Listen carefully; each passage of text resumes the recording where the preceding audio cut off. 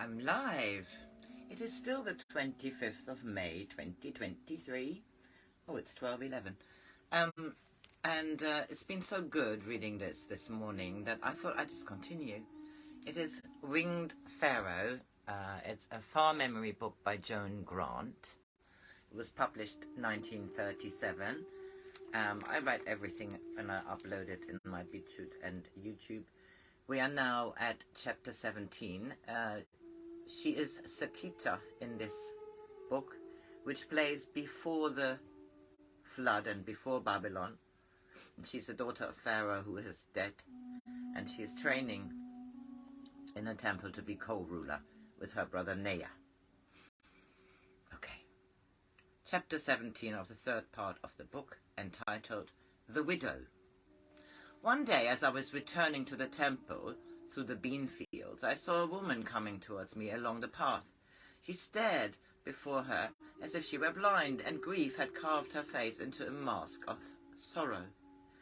I asked her if she could tell me the way to the house of Ketcha, the linen weaver, for I wanted to break in upon her loneliness. She said that she would put me on the path to his house, and as we walked together, I asked Ptah that if I could comfort this woman, she would tell me of her grief. And as if she was talking to herself, she spoke. Only a week ago I was the happiest woman in Kham, and now I am the most desolate on earth. Since childhood my husband and I have known each other, for our fathers were brothers, and when I was 15 and he but 2 years older, we were married. Always were we together. And 5 years ago we had a son, and for the three of us our days were joyful. Often my husband took our son with him in his boat, for he was a fisherman.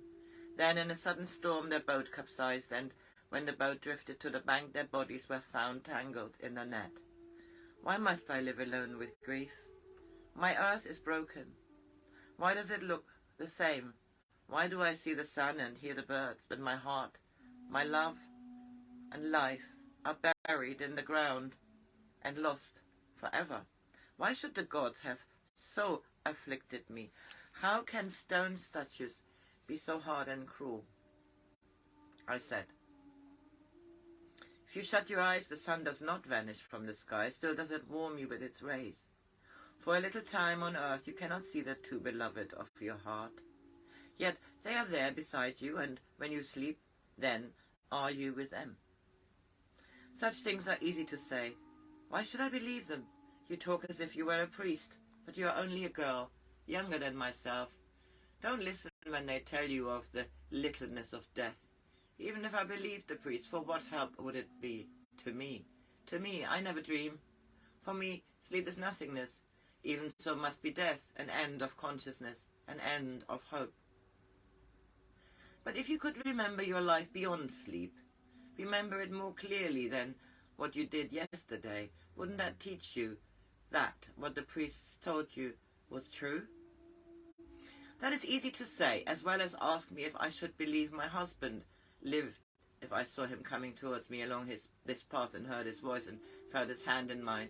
Both are impossible, so why torment me with thoughts or visions I shall never see? Will you do one thing for me with your heart?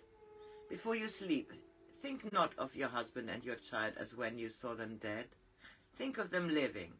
Think of little happy things you did together, the sound of the laughter of your son, of your husband mending his nets at noonday in the shade with you beside him.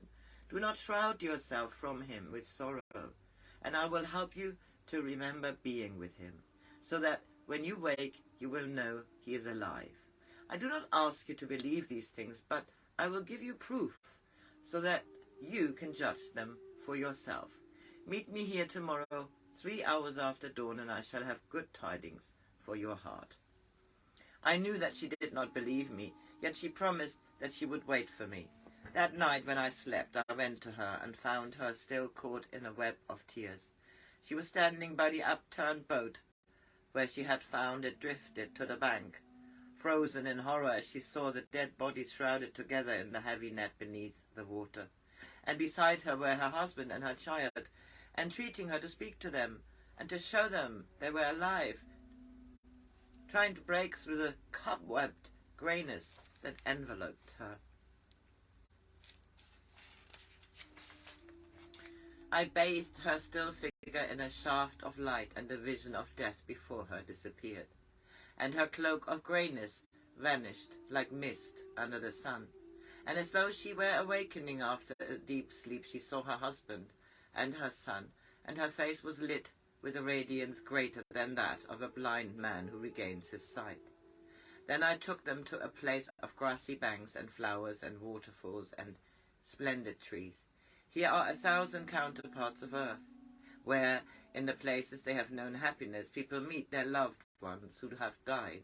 And here, far nearer than they were on earth, do they forget their hours of loneliness.